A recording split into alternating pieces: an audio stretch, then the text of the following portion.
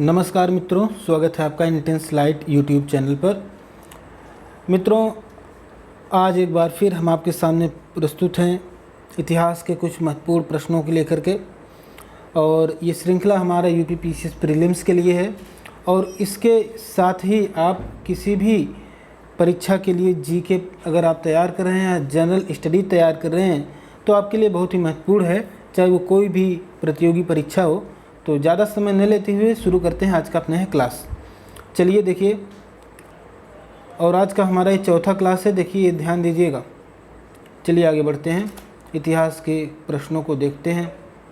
देखिए पहला प्रश्न क्या है, निम्नलिखित में से 1912 में दिल्ली षड्यंत्र किसके द्वारा रचा गया था? ऑप्शंस हैं रास बिहारी बोस, भाई परमानंद, सी सचिंद्र सान्याल या डी सोहन लाल पाठक। तो अगर आपने पिछले क्लास देखे होंगे तो उसके एक्सप्लेनेशन में भी ये आंसर आपको मिल गया होगा। तो इसका सही उत्तर है ऑप्शन ए रास बिहारी बोस। 1912 में जो दिल्ली षड्यंत्र हुआ था उसके मुख्य जो उसको रचने वाले थे ये रास बिहारी बोस ही थे। और भारत के वायसराय लॉर्ड हार्डिंग था, उसी को मारने का जो है कोशिश किया गया था, लेकिन ये षड्यंत्र कामयाब नहीं हुआ। ठीक है। और 23 दिसंबर 1912 को बम विस्फोट हुआ था दिल्ली में। तो ये दिल्ली षड्यंत्र के नाम से जाना है, दिल्ली षड्यंत्र केस। लॉर्ड हार्डिंग को मारने की साजिश थी और ये षड्यंत्र रचने वाले थे रास बिहारी बोस। यही पूछा है कि 1912 में इस षड्यंत्र को किसने रचा था? तो रास बिहारी बोस ने। कभी ये भी पूछ सकता है कि किसको मारने का प्रयास किया गया था? तो लॉर्ड हार्डिंग को। ठीक है, चलिए आगे बढ़ते हैं अगले प्रश्न की ओर। 1857 के विद्रोह का सर्वाधिक प्रभाव किस राज्य में था? पंजाब, महाराष्ट्र, अवध या मद्रास? तो दोस्तों 1857 का जो विद्रोह था उसका सर्वाधिक प्रभाव जो था वो अवध में था। अवध में क्यों था दोस्तों? पहली बात तो हम आपको ये बता दें, 1857 का विद्रोह जो था इसके बारे में दो बातें कही जाती हैं।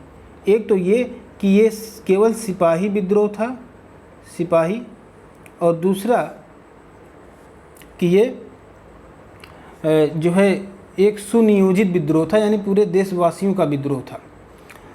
अब दोस्तों बात ये है, सिपाही विद्रोह कहने का लॉजिक ये है कि इसमें सबसे ज़्यादा विद्रोहियों की जो संख्या थी उसमें अवध के सिपाही शामिल थे, इसलिए जो है इसको सिपाही विद्रोह भी कहा जाता है। हालांकि अंग्रेज़ों ने इसको सिपाही विद्रोह इसलिए कहना शुरू किया ताकि इसका संदेश पूरे राष्ट्र में न फैल पाए और भारतीय लोग इसको ज़्यादा गंभीरता से न लें। हालांकि बहुत सारे ऐसे साक्ष्य मिलते भी हैं, जैसे रोटी और कमल का एग्जाम्पल आपने देखा, जो प्रतीक चिन्ह था 1857 के विद्रोह का। तो उससे ये पता चलता है कि ये कहीं ना कहीं समूचे भारत के लोगों में जो है जो नाराज़गी थी ब्रिटिशर्स के प्रति, वो मतलब कि उभरी थी एक विद्रोह के रूप में। तो अब कहा कि सर्वाधिक प्रभाव किस राज्य में था? तो प्रभाव जो स्पष्ट रूप से दिख रहा था, जिसका प्रमाण था, वो अवध में ही था, क्योंकि जो सिपाही थे जो अंग्रेज़ों की गुलामी कर रहे थे, हमारे भारतीय सैनिक, वो सबसे ज़्यादा भारतीय सैनिक अगर कहीं थे तो अवध के सिपाही थे। तो इसलिए जो है अवध में इसका सबसे ज़्यादा प्रभाव देखा गया था। और इस दौरान जो है जब 1857 का विद्रोह हुआ था, तब जो है अवध का अधिग्रहण भारत के गवर्नर जनरल लॉर्ड डलहौजी द्वारा किया गया था 1856 में। 1856 में जो अवध का जो विलय किया गया था, वो क्यों किया गया था? वो कुशासन का आरोप लगा के किया गया था कि अवध में जो कुशासन है, जबकि इसके पहले के जितने भी राज्यों को, जितने भी मतलब कि प्रोविंसेस थे, उनको जो उन्होंने लूटा था, उनको जो हड़प नीति डलहौजी ने लगाई थी, वो उत्तराधिकार के आधार पर लगाई थी कि उनका कोई नेचुरल सन नहीं है, चाहे झांसी हो, सतारा हो, संबलपुर हो, बघाट हो, जोधपुर हो। लेकिन अवध को कुप्रशासन का आरोप लगा करके हथिया लिया गया था। तो सबसे ज़्यादा विद्रोह अवध में इसलिए भी देखा गया था। चलिए आगे बढ़ते हैं अगले प्रश्न की ओर। अगला प्रश्न क्या है? सर्वप्रथम किसने अंग्रेजी में पहली बार भारतीय रचना रची? तो अंग्रेजी में किसने जो है भारतीय रचना रची थी? किसने? काशी प्रसाद घोष, रामचंद्र विद्यावागीश, कृष्ण मोहन बनर्जी या हरिहरानंद ने? ऑप्शन इसका सही है दोस्तों ए, काशी प्रसाद घोष। काशी प्रसाद घोष ने अंग्रेजी में पहली भारतीय कविता लिखी थी द शायर। द शायर ये अंग्रेजी में इनकी पहली थी और अन्य कविताएं को भी इन्होंने 1930 तक 1830 तक प्रकाशित किया था। तो अंग्रेजी में पहली भारतीय रचना अगर किसी ने रची थी, काशी प्रसाद घोष जी ने रची थी, ये आप याद रखिए। चलिए आगे बढ़ते हैं।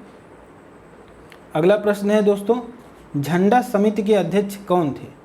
तो झंडा समिति के अध्यक्ष थे doctor Rajendra Prasad. Option number D इसका सही उत्तर है, डॉक्टर राजेंद्र प्रसाद झंडा समिति के अध्यक्ष थे। 22 जुलाई 1947 को कांग्रेस के झंडे में थोड़ा सा बदलाव करके उसे राष्ट्रीय ध्वज के रूप में स्वीकार किया गया था। चलिए आगे बढ़ते हैं। अगला प्रश्न है, चंद्रशेखर आज़ाद की शहादत किस तारीख को हुई थी? तो दोस्तों 27 फरवरी 1931, 11 फरवरी 1931, 13 अप्रैल 1931 या 14 अगस्त 1931। ऑप्शन नंबर ए सही है, 27 फरवरी 1931 को। 27 फरवरी 1931 को दोस्तों जो है इनकी जो मुठभेड़ हुआ था आपके इलाहाबाद में, इलाहाबाद का जो पार्क है वहाँ पर मुठभेड़ हुआ था। किसी ने जो है मुखबरी कर दी थी और वहीं पर मुठभेड़ हुआ और अंतिम गोली जो उन्होंने खुद को मार ली। तो इस तरह से चंद्रशेखर आज़ाद जी शहीद हो गए। आज़ाद पार्क वहाँ पर है इलाहाबाद में। और अगर बात करें चंद्रशेखर आज़ाद के जन्म की, तो इनका जन्म आप याद रखिए 23 जुलाई 1906 को इनका जन्म हुआ था मध्य प्रदेश में। हालांकि इनके मूल निवासी अगर इनका देखेंगे तो उत्तर प्रदेश के कानपुर का कोई क्षेत्र शायद है, तो लेकिन जन्म इनका मध्य प्रदेश में हुआ था। चलिए आगे बढ़ते हैं। वर्नाकुलर प्रेस एक्ट किसके द्वारा शुरू किया गया था? दोस्तों ये प्रश्न आ चुका है। इसके पहले प्रश्न आया था कि वर्नाकुलर प्रेस एक्ट किसके द्वारा समाप्त किया गया था, तो उसी समय मैंने बता दिया था कि शुरू किसके द्वारा किया गया था। तो इसमें 4 ऑप्शन दिए गए हैं। इसमें सही उत्तर है दोस्तों option number C, Lord Lytton. तो लॉर्ड लिटन ने वर्नाकुलर प्रेस एक्ट जो है ये इन्होंने शुरू किया था, इन्होंने इस एक्ट को लाया था। और इसके अनुसार जो भारतीय प्रेस थे, ठीक है, जो भारतीय मीडिया थी, उसकी अभिव्यक्ति की आज़ादी पर लगाम लगाने की कोशिश की गई थी। ठीक है, तो ये इनकी साजिश थी, लेकिन ये ज़्यादा चल नहीं पाया। जब जो है लॉर्ड रिपन आए तब उन्होंने जो है इसको हटा दिया था, इसको रद्द कर दिया था। इसलिए लॉर्ड रिपन को जो है भारतीय प्रेस का मुक्तिदाता कहा जाने लगा। तो ये सारी बातें हैं।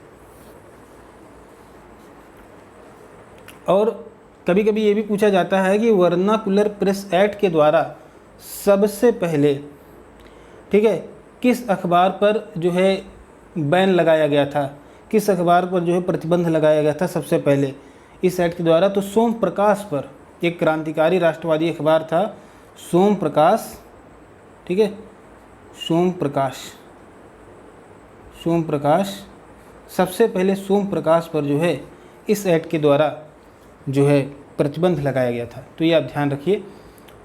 और ये लाया कब गया था? लॉर्ड लिटन के द्वारा 1878 में, ठीक है, 1878 में लाया गया था और सबसे पहले बैन लगाया गया था सोम प्रकाश पर। चलिए आगे बढ़ते हैं अगले प्रश्न की ओर। देखिए 1893 में गणपति त्यौहार किसने शुरू किया गया था? तो गणपति त्यौहार है, गणपति महोत्सव इसको बोलते हैं। तो ये शुरू किया गया था दोस्तों लोकमान्य तिलक के द्वारा, बाल गंगाधर तिलक के द्वारा ये गणपति त्यौहार शुरू किया गया था। और इसका उद्देश्य क्या था? ये जो त्यौहार था, ये जो जश्न था, इसके द्वारा जो लोगों में जुड़ाव होता है, उनको लोगों को इकट्ठा करने के लिए, एक करने के लिए ये चीज़ शुरू की गई थी। जिस जोश के साथ लोग जयकारा लगाते हैं, तो इसलिए धर्म का प्रयोग किया था लोकमान्य तिलक ने, ताकि लोग एक हों और अंग्रेज़ों के विरुद्ध आंदोलन में भाग लें। 1905 के आसपास इसका जो वो था प्रभाव दिखा गया था। अगला प्रश्न है, गांधी इरविन समझौते पर कब हस्ताक्षर किए गए? दोस्तों, अगर लगातार आप यूपीपीसीएस प्रीलिम्स के जो हमारे सीरीज चल रहे हैं, अगर आप लगातार देख रहे होंगे तो इसका उत्तर आपको मालूम चल गया होगा। गांधी इरविन समझौते को मैंने डिटेल में एक बार डिस्कस कर चुका हूं और आज विशेष इस पर डिस्कशन नहीं करूंगा, क्योंकि कुछ ऐसे नए प्रश्न आएंगे जिन पर शायद डिटेल में अभी मुझे डिस्कस करना पड़े। चूँकि इस पर एक बार मैं डिस्कस कर चुका हूँ इसके पिछले किसी वीडियो में, तो इसमें कुछ खास बातें ही बताऊँगा। हमने उस समय भी बताया था गांधी इरविन समझौता जो हुआ है उसके बारे में, उसका डेट भी पूछा जा सकता है। तो ये हुआ था कब? 5 मार्च 1931 को। ऑप्शन नंबर ए सही है। ये तो इसका उत्तर हो गया, कई बार ये प्रश्न पूछा गया। 1931, 5 मार्च 1931। कुछ साधारण सा एक हल्का सा इसका हम वो आपको दे रहे हैं ओवरव्यू। देखिए, 1930 में गांधी जी जो है सविनय अवज्ञा आंदोलन चला रहे थे। सविनय अवज्ञा आंदोलन चलाने का उद्देश्य था कि जो नमक कानून बना है उसको तोड़ना, यानी जो भारतीय थे समुद्र के किनारे रहते थे वो अपना नमक स्वयं बना सके। अब कुछ मूलभूत आवश्यकताएं होती हैं, हवा पर कोई प्रतिबंध लगा दे, पानी पे कोई प्रतिबंध लगा दे, नमक जो प्राकृतिक रूप से जो है पाया जा रहा है उस पर कोई प्रतिबंध लगा ले। ये बड़ी नाइंसाफ़ी जैसी बात थी, और एक ऐसे देश में जहाँ पर सदियों से हमारा शोषण होता आ रहा था। तो गांधी जी ने इसीलिए सविनय अवज्ञा आंदोलन चलाया था कि कम से कम नमक बनाने की जो है हमको आज़ादी मिले। तो एक तरफ सविनय अवज्ञा आंदोलन जो चल रहा था, दूसरी तरफ विदेशी वस्त्रों का बहिष्कार हो रहा था। तो कहीं न कहीं इसका प्रभाव, इसका दबाव जो है अंग्रेजी सरकार पर था, अंग्रेजी हुकूमत पर था इसका दबाव। और इसी बात का फ़ायदा उठा करके गांधी जी ने इरविन से मिल करके, हालांकि 2-3 लोगों ने, जयकर और तेज बहादुर सप्रू वगैरह ने इनको प्रेरित किया गांधी जी को कि आप जाइए और इरविन से जो है समझौता कर लीजिए। समझौता किस बात को लेकर के? कि आप हमको नमक बनाने दे दीजिए और हम जो है आपको, आपके जैसे कि जो विदेशी वस्त्र हैं उसका हम बहिष्कार नहीं करेंगे। तो ये इरविन का जो वो पक्ष था कि उन्होंने कहा था आप हमारा बहिष्कार मत करिए, हमारे वस्त्रों का, हमारे विदेशी सामानों का बहिष्कार मत कीजिए। गांधी जी कहा ठीक है, लेकिन हमको नमक बनाने की आज़ादी चाहिए। तो इस पर जो है इरविन तो राज़ी हो गए, सिग्नेचर कर दिया गया एक दूसरे को द्वारा। लेकिन आगे चल कर के दोस्तों, अच्छा उसी समय देखिए राउंड टेबल जो है चल रहा था, राउंड टेबल कॉन्फ्रेंस, ठीक है, गोलमेज सम्मेलन। तो 1930 में एक सम्मेलन हुआ था, उसमें गांधी जी तो भाग लेने गए नहीं थे क्योंकि वो आंदोलन कर रहे थे।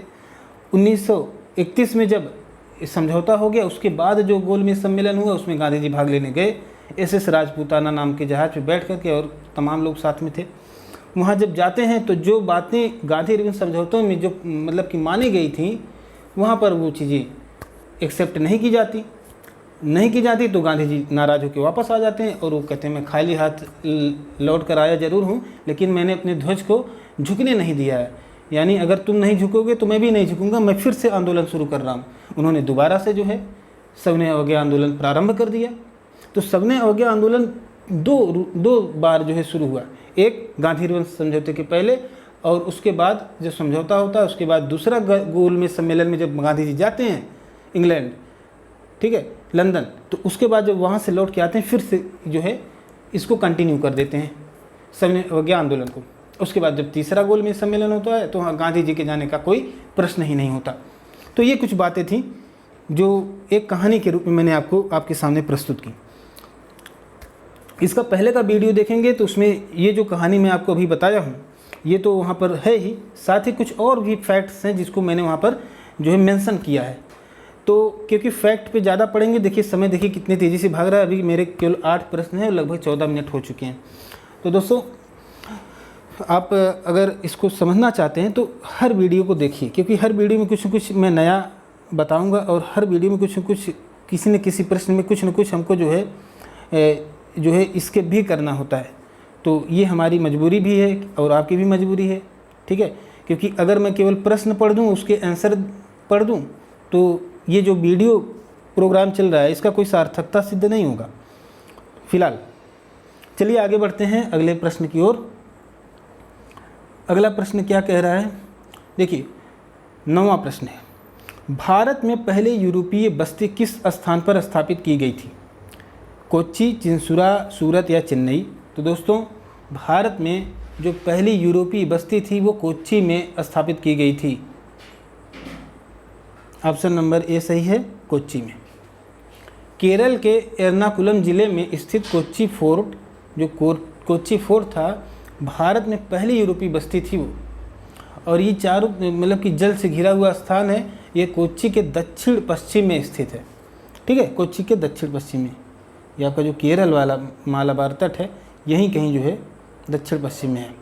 चलिए आगे बढ़ते हैं। निम्नलिखित में से किस गवर्नर जनरल को भारतीय प्रेस का मुक्तिदाता कहा जाता है? दोस्तों थोड़ी देर पहले मैंने अभी आपसे बताया था, हमने जब आपको बताया था कि जो वर्नाकुलर प्रेस एक्ट है उसको लाया किसने था, तब उसका आंसर था लॉर्ड लिटन। अब यहाँ पर बात है कि उसको हटाया किसने था, तो उसको रद्द किया था, एक मिनट देखिए, सॉरी यहाँ पर हटाने की बात नहीं है। देखिए किस भारतीय प्रेस का मुक्तिदाता कहा जाता है? सर चार्ल्स मेटकाफ को, ठीक है, सर चार्ल्स मेटकाफ को। 20 मार्च 1835 से 4 मार्च 1936 के बीच गवर्नर जनरल थे मेटकाफ साहब, और उन्होंने प्रेस को पूरी आज़ादी दे दी थी, इसलिए उन्हें भारतीय प्रेस का मुक्तिदाता कहा जाता है, चार्ल्स मेटकाफ को, ठीक है। तो इसको आप याद रखिए। चलते हैं अगले प्रश्न पर। महाराष्ट्र में आर्य महिला समाज की स्थापना किसने की? दोस्तों महाराष्ट्र में आर्य महिला समाज की स्थापना किसने की, ये प्रश्न है। तो दोस्तों आर्य महिला समाज की स्थापना की थी पंडित रमाबाई ने। पंडित रमाबाई ने की थी आर्य महिला समाज की स्थापना। आर्य समाज की स्थापना किसने की थी? तो ये की थी 1875 में दयानंद सरस्वती जी ने, लेकिन आर्य महिला समाज की स्थापना पंडित रमाबाई ने की थी। बात करें दोस्तों एनी बेसेंट की, तो एनी बेसेंट किससे संबंधित हैं? तो एनी बेसेंट थियोसॉफिकल सोसाइटी से संबंधित हैं, और जिसकी स्थापना 1875 में ब्लावत्स्की एवं कर्नल अलकाट ने न्यूयॉर्क में की थी।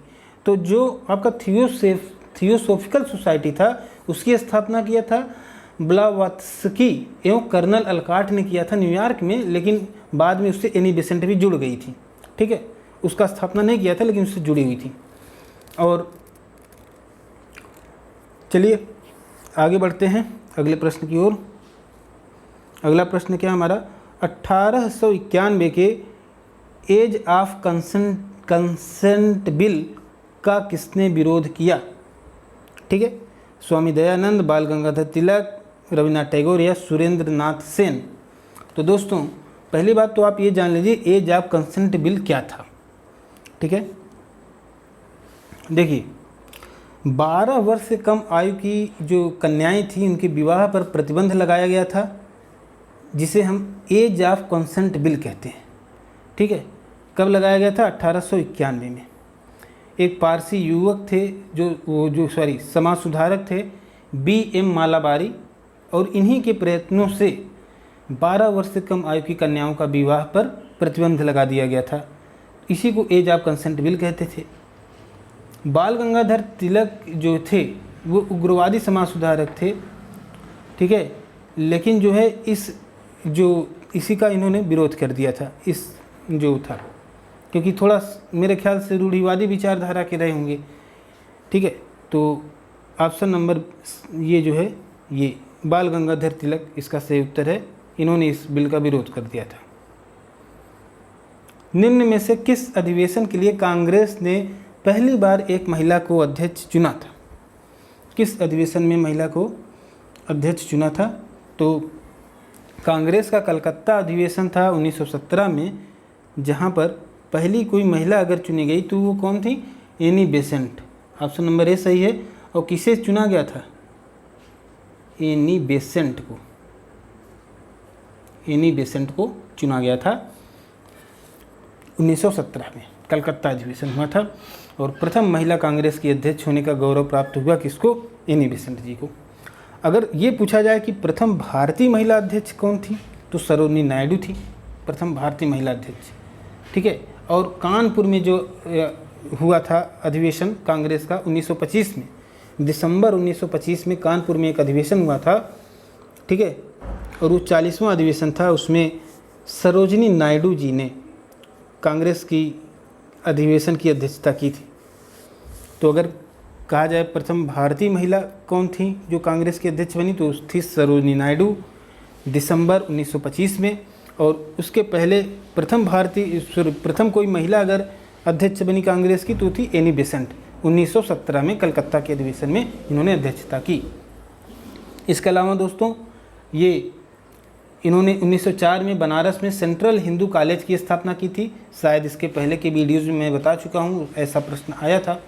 और थियोसॉफिकल सोसाइटी से भी बहुत ही जो है प्रमुखता से जुड़ी रही।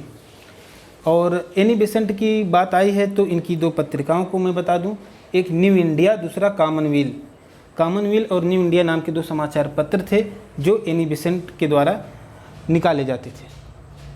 चलिए आगे बढ़ते हैं।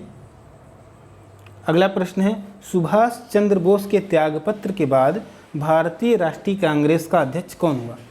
दोस्तों बड़ा ये इंटरेस्टिंग स्टोरी है, इसको मैं भी 2 मिनट में आपको समाप्त कर देता हूँ। हुआ क्या, 1938 में कांग्रेस का, भारतीय राष्ट्रीय कांग्रेस जो था उसका हरिपुरा यानी गुजरात में हरिपुरा नामक स्थान पर एक अधिवेशन हुआ। उस अधिवेशन में सुभाष चंद्र बोस को उसका अध्यक्ष चुन लिया गया।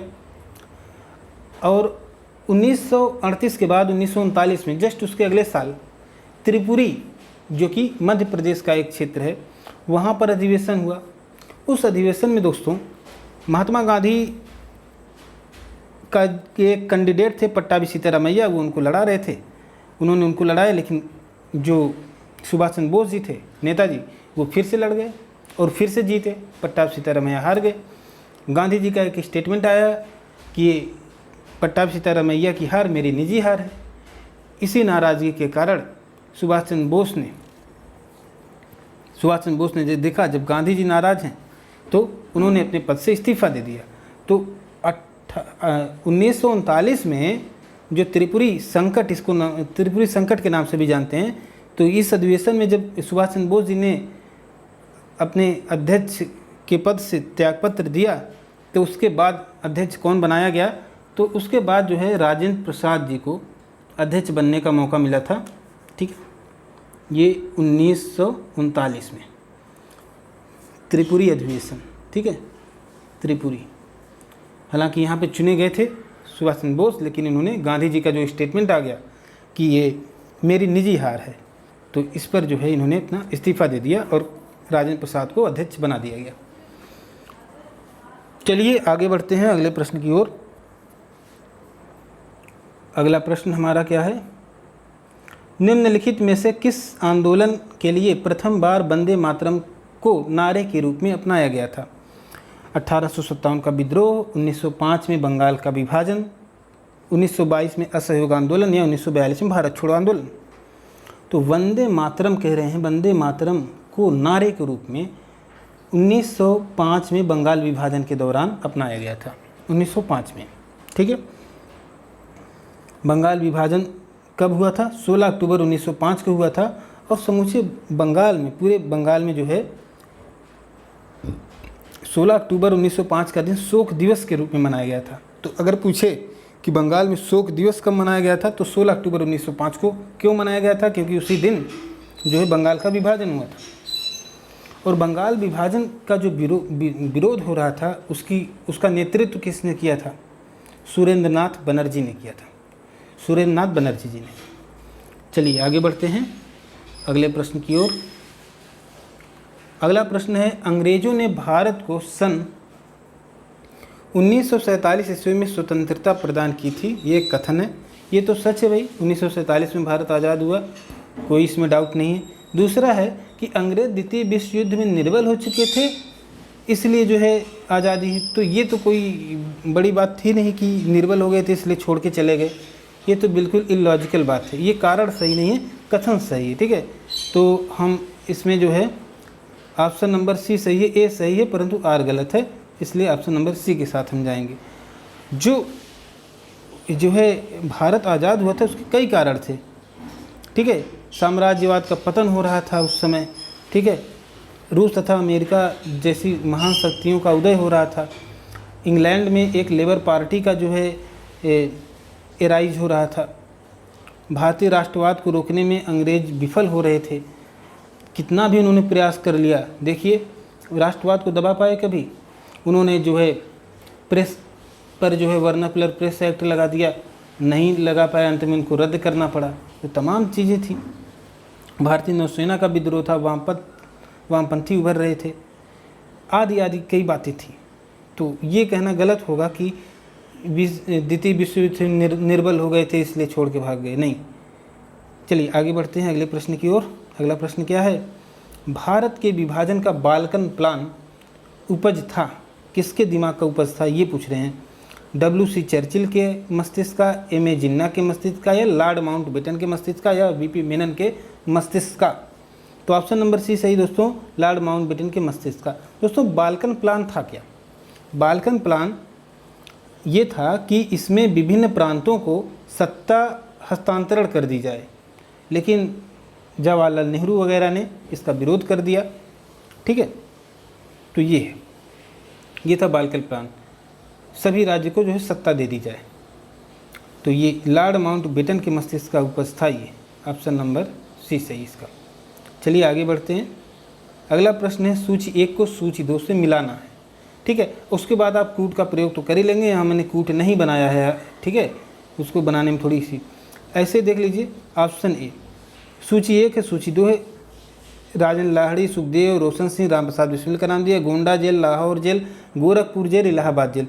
दरअसल दोस्तों ये जो दिया है, अगर आपने इसके बारे में पढ़ा होगा तो आप समझ गए होंगे कि ये उन क्रांतिकारियों का नाम है जिनको उनके करस्पॉन्डिंग जेल में जहाँ पे इनको फांसी दी गई थी, उस स्थान का नाम यहाँ पे लिखा हुआ है। तो चलिए देखते हैं। राजन लाहिड़ी को फांसी दी गई थी दोस्तों गोंडा में, सुखदेव को दी गई थी लाहौर सेंट्रल जेल में, रोशन सिंह को फांसी कहाँ दी गई थी? गोरखपुर जेल में रोशन सिंह को, और राम प्रसाद बिस्मिल को दोस्तों इलाहाबाद जेल में। तो इसका जो सुमेलित है 1 2 3 4 ऐसे सुमेलित हो जाएगा, इसमें इधर उधर का था भी नहीं, तो आसान था, लेकिन इसको याद रखिए, बहुत इंपॉर्टेंट क्वेश्चन है। चलिए आगे बढ़ते हैं अगले प्रश्न की ओर। अगला प्रश्न दोस्तों, निम्नलिखित में से किस महिला क्रांतिकारी ने दीक्षांत समारोह में अपनी उपाधि ग्रहण करते समय अंग्रेज गवर्नर यानी कुलाधिपति पर गोली चलाई थी? शांति घोष, सुनीति चौधरी, बीना दास, या कल्पना दत्त? तो दोस्तों इसका सही उत्तर है बीना दास। बीना दास के बारे में बात करें दोस्तों तो इन्होंने दीक्षांत समारोह हो रहा था, ठीक है, और इन्होंने इनके जो गवर्नर थे स्टैनली जैक्सन, उन पर इन्होंने गोली चला दिया, लेकिन गोली उनको लगी नहीं और वो बाल बाल बच गए, और अंत में बीना दास को जेल हो गई। बीना दास के बाद बात करें दोस्तों तो इनका जन्म जो है बंगाल में हुआ था, कृष्णापुरम नामक किसी स्थान पर 24 अगस्त 1911 में इनका जन्म हुआ था, और उन्होंने बहुत सारे योगदान अपने जीवन में दिए थे, देशभक्ति की मिसाल पेश की थी। पुण्य आश्रम नामक संस्था की स्थापना की थी, जहाँ पे निर्बल महिलाओं को, विधवाओं को, ठीक है, ऐसी महिलाओं को उन्होंने उस जो है वृद्धाश्रम में, पुण्य आश्रम नाम था उसका, इनकी जो संस्था थी पुण्याश्रम नामक संस्था थी, इसका इन्होंने गठन किया था, इसकी स्थापना की थी बीना दास जी ने, और इन्होंने ही दीक्षांत समारोह में गोली चलाई थी। किसके ऊपर? स्टैनली जैक्सन के ऊपर। स्टैनली जैक्सन तत्कालीन गवर्नर थे, जो उपाधि दे रहे थे, उसमें डिग्रियां बांट रहे थे लोगों को, उसी समय इन्होंने गोली चलाई थी, लेकिन गोली लगी नहीं, अंत में इन्हें गिरफ्तार कर लिया गया। चलिए आगे बढ़ते हैं दोस्तों। अगला प्रश्न हमारा है लास्ट 20वां प्रश्न। 1916 के भारतीय राष्ट्रीय कांग्रेस के लखनऊ अधिवेशन का अध्यक्ष कौन था? दोस्तों लखनऊ में जो अधिवेशन हुआ था उसकी अध्यक्षता किसने की थी? तो ये की थी अंबिका चरण मजूमदार ने। ऑप्शन नंबर डी सही है, अंबिका चरण मजूमदार ने। दोस्तों ये 1916 का जो अधिवेशन था, इसी में जो है जो नरम दल और गरम दल और हिंदू और मुस्लिम जो अलग हुए थे 1907 के अधिवेशन में, वो यहाँ पर आकर के सब एक साथ मिल जाते हैं। ठीक है, तो यहाँ पर जो है यहाँ पर संगम हो जाता है दोनों का एक बार फिर से। कांग्रेस जो टूट गई थी 1907 में, 9 साल बाद 1916 में फिर से जुड़ जाती है। ठीक है, तो ये यहाँ का इम्पोर्टेंस है। तो जो कांग्रेस के महत्वपूर्ण अधिवेशन हैं दोस्तों, जैसे कि 1907 का जो अधिवेशन था, ठीक है, और उसके बाद 1916 का अधिवेशन, ये दोनों बहुत महत्वपूर्ण है। और जो त्रिपुरा वाला अधिवेशन अभी आया था, त्रिपुरा संकट, वो बड़ा इम्पॉर्टेंट है। तो ऐसे खास कुछ अधिवेशन हैं। और वो अधिवेशन जिसमें यानी बेसेंट ने अध्यक्षता की थी, कलकत्ता वाला, और वो अधिवेशन जिसमें सरोजिनी नायडू जी ने अध्यक्षता की थी 1925 में, कानपुर वाला। तो ऐसे कुछ खास जिसमें घटनाएं हुई हैं, वो इम्पॉर्टेंट ज़रूरी है। 1924 का बेलगांव अधिवेशन, गांधी जी वाला, ठीक है। तो इस तरह से कुछ खास अधिवेशन, और पहला, दूसरा, तीसरा, तो 3-4 अधिवेशन जो शुरू किए हुए, वो तो बिल्कुल इम्पॉर्टेंट है।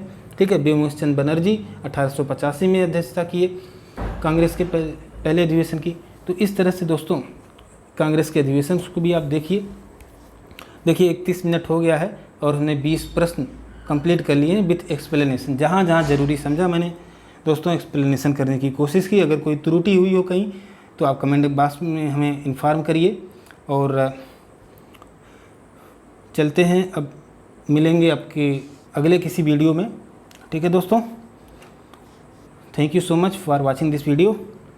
Please subscribe and share. You can also join our Telegram, Facebook, WhatsApp group by providing the link. अभी देखिए मैंने डिस्क्रिप्शन में, पुराने वीडियोज़ में शायद डिस्क्रिप्शन में मैंने ये लिंक दिए हुए हैं टेलीग्राम वगैरह के। अभी मैंने इसमें रिसेंट के जो 3-4 वीडियो भी हैं, उसमें मैंने डिस्क्रिप्शन में जो है अभी लिंक अभी नहीं डाला हुआ, डाल दूंगा बाद में। ठीक है, अगर आप उससे जुड़ना चाहेंगे जुड़ जाइएगा। अदरवाइज़ आप यूट्यूब चैनल को आप सब्सक्राइब कर लीजिए, आपके फ़ायदे में रहेगा। तो आपके जो आगामी परीक्षा है उसके लिए शुभकामनाएँ। Thank you so much for watching this video. Thank you again.